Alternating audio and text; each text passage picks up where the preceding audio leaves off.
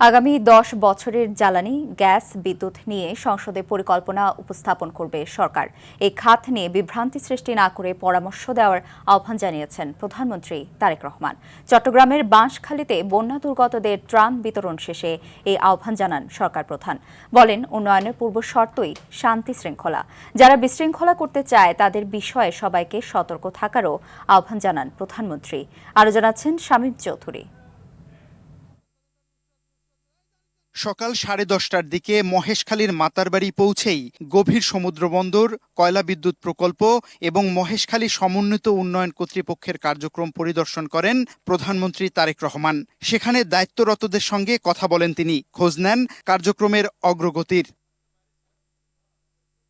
পরে সাম্প্রতিক বন্যায় ক্ষতিগ্রস্তদের ত্রাণ সহায়তা দেওয়ার উদ্দেশ্যে চট্টগ্রামের বাঁশখালী উপজেলার বাহারছড়া পৌঁছান প্রধানমন্ত্রী। ত্রাণ সহায়তা প্রদান করেন বন্যা দুর্গতদের। বিশেষ চাহিদা সম্পন্ন 10 জনের হাতে অনুদানের অর্থ তুলে দেওয়ার পাশাপাশি 6 জনের হাতে নতুন ঘরের চাবির রেপ্লিকা তুলে দিয়ে গৃহহীন 100 পরিবারকে গৃহ প্রদানের আনুষ্ঠানিক উদ্বোধন করেন তিনি।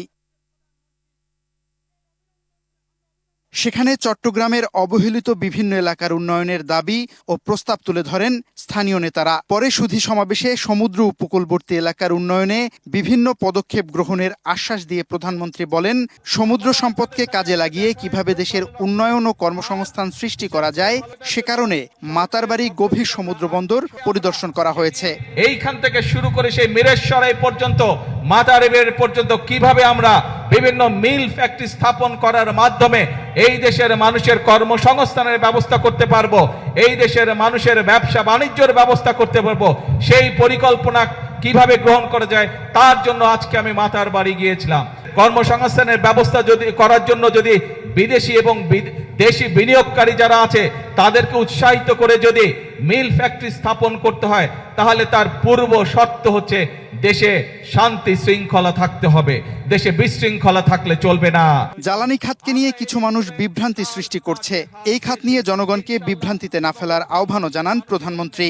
আগামী 10 বছর আমাদের জ্বালানি পরিকল্পনা কি হবে, আগামী 10 বছর ইনশাআল্লাহ বাংলাদেশের বিদ্যুৎ ব্যবস্থা কি হবে, সেই প্রস্তাবনা আমরা জাতীয় সংসদে উপস্থাপন করব।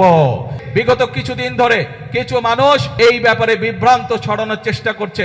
আপনাদেরকে পরিষ্কারভাবে উদ্দেশ্য করে বলতে চাই, বিএনপি সরকার সংসদে পরিকল্পনা উপস্থাপন করবে। আপনাদের যদি পরিকল্পনা থাকে আসুন জনগণের সামনে উপস্থাপন করুন, কিন্তু বিভ্রান্তিকর কথা বলে দেশে বিশৃঙ্খলা তৈরি করবেন না, বিভ্রান্তিকর কথা বলে জনগণের শান্তি নষ্ট করবেন না। এর আগে বাঁশখালীতে গৃহহীনদের জন্য নির্মিত ঘর পরিদর্শন করেন সরকার প্রধান। শামীম চৌধুরী, RTV, বাঁশখালী, চট্টগ্রাম।